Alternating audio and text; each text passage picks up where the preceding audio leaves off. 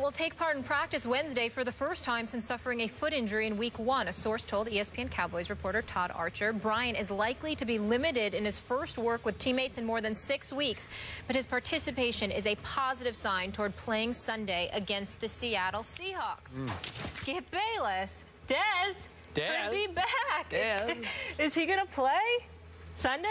God, I think I should do this, right? It's been a long time since I got to do this, Stephen A. Good, on the single shot. Just for the feel-goodness of it. Okay. He's ignoring us. Now, back to objectivity.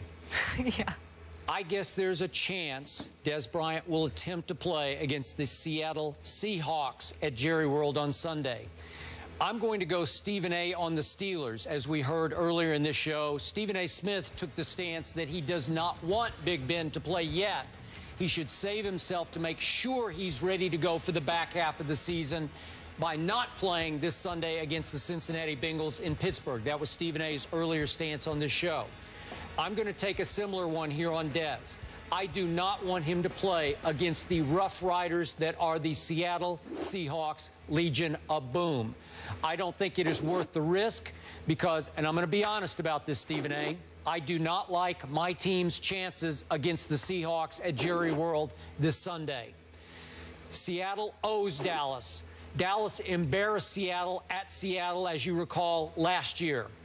The Legion of Boom snacks on backup quarterbacks like Matt Castle. In fact, it'll be the equivalent. Matt Castle will be like Oberto beef jerky, just another piece of beef jerky for Richard Sherman. You get out.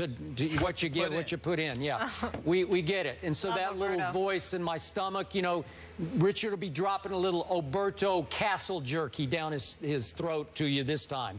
I just don't love it. I'm sorry. It's the wrong place, wrong time. If I'm Dez, I wait one more week just to make sure that your surgery will take and hold. And let's go ahead and let it all fly against the Eagles the following week at Jerry World.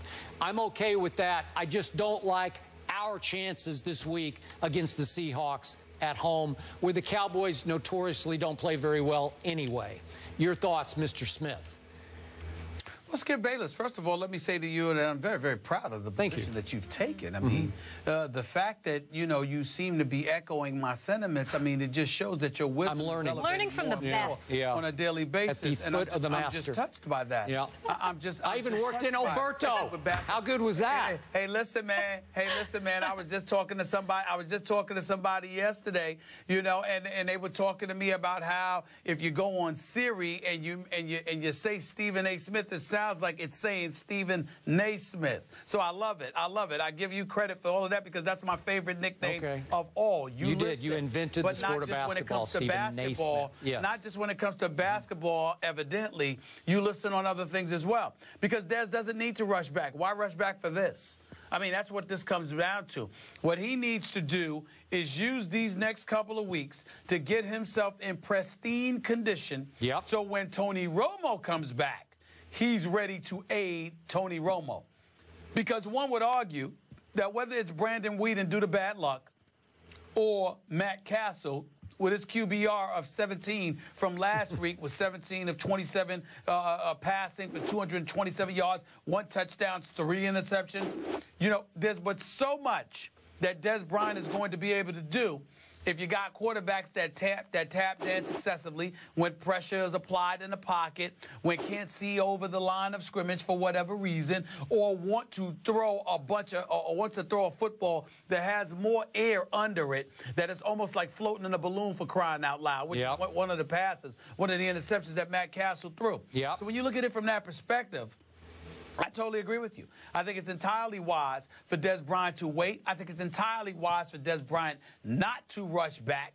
It's good that he's back there practicing. I'll put up the X for you, make you feel better. But in the end, that's in practice. In the end, that's during the week. He has no business on the field in game time until, as far as I'm concerned, Tony Romo gets back, because there's little to nothing he's going to be able to do to help the Cowboys prior to that. And I will remind you, most athletes who suffer this injury, this Jones fracture, take at least 3 months to get right from it. Now Dez Bryant's about to be 6 weeks into his rehab. I don't know. I don't love it. I'm sorry. Yeah, don't rush it. At least take a 2 full months off, which means an additional 2 to 3 weeks from now. Before, I know it's hard because you're a Cowboy, and obviously they've lost 4 straight, and then you're looking at the possibility of them losing 6 to 7 straight. I know. Make it 8. Make it 9. Who cares? I get it. But I just think that, you know what? He should hold out for at least a couple of more weeks before he even considers getting back on the field. Listen, maybe it's going to uplift the team in practice today. It might. Maybe. And, you know, maybe I wouldn't rule it out, Skip. Who knows? Maybe the Giants will lose at New Orleans. You never know. Could they? Maybe. It's possible. Maybe. It's possible, Skip. I mean, listen, we can't rule anything out, Nope, Skip. we can't. There's still We could rule that in, there's maybe. still hope for your Cowboys. Another bold prediction. I'll wait for that one. I'll wait for that for later in the week. We already had the Raiders. All right, moving on. Back to hoops. Karl Anthony Towns makes his NBA debut tonight versus the Lakers. Is he a lock for Rookie of the Year? The guys will debate that next. 2 picks in this year's NBA draft face off tonight in Los Angeles when Karl Anthony Towns and D'Angelo Russell make their debuts. But according to odds makers, neither are the favorite to win Rookie of the Year. 76ers center Jahlil Okafor is a 3-1 favorite, while Towns and Russell are 5-1 and 6-1 favorites, respectively. Stephen A., who's going to win Rookie of the Year? I got to tell y'all something. Okay. First of all, let's understand this. Karl Anthony Towns deserves to be the favorite to capture Rookie of the Year honors. The reason that I say that, Skip Bayless, is because not only is he going to be your starter at the 5, I spoke to Coach Sam Mitchell on my radio show for the Minnesota Timberwolves yesterday as well. And by the way, Skip, let's take a quick moment to pay our respects to the late, great Flip Saunders, definitely. head coach, president of the Timberwolves, and his passing. Wonderful guy. God We worked bless. with him here at ESPN. Obviously, Coach, God bless him and his family. Let's just say that. Yep. But when you look at Karl Anthony Towns, they've got him starting at the 5. So because he's going to start at the 5 and he's being schooled and tutored by KG, and he could also play that stretch 4, he's going to be in position to put up some decent numbers. And he's got the inside track on that.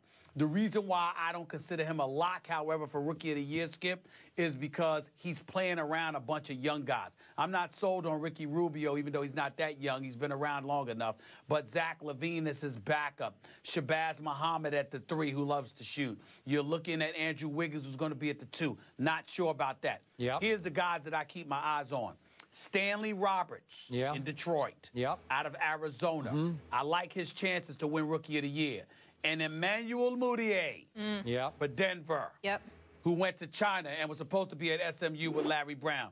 Those are the 2 that I think could knock Karl Anthony Towns off for Rookie of the Year. I'm not putting D'Angelo Russell because he's young, and I'm not putting Jahlil Okafor because he plays for the Sixers, who I think will suffer again this year.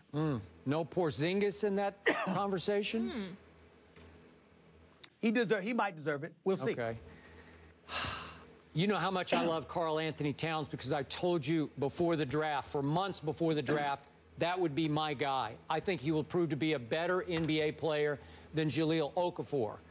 I could also see Okafor easily winning Rookie of the Year just because he's got an NBA body already. I'm not sure about Karl Anthony's physique yet. I'm not sure about his physicality. And even though we know the Sixers are not going to be very good either, I think that Okafor is going to be a fairly dominating rookie player. And I agree with the odds. I would give him the best shot to win. Now, I'm a big Mudiay guy, too.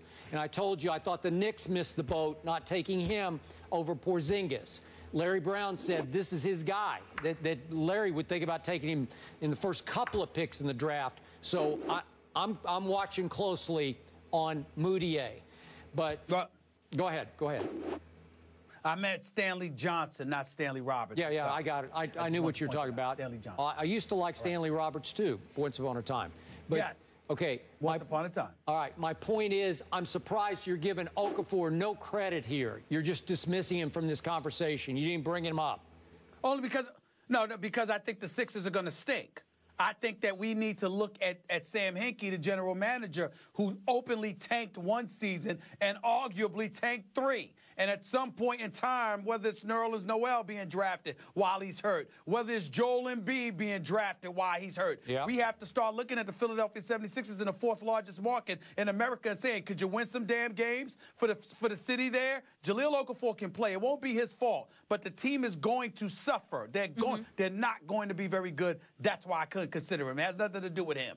Okay, and I'm going to remind you of this one more time. Bobby, my new Spur, 7'3" Serbian, is a rookie. He's 27 years old, but he qualifies, I'm pretty sure, as a rookie. Let's not dismiss him from this conversation. A 27-year-old rookie? Yeah. I'm not sure about that. That's like senior citizen status for rookies. I don't like giving them that. Well, I don't like putting them in that. I'm pretty sure he qualifies. I know, but you better watch it. I'm looking for pops and flashes, just like crazy in football. Bobby. Kareem Abdul-Jabbar. Come on now.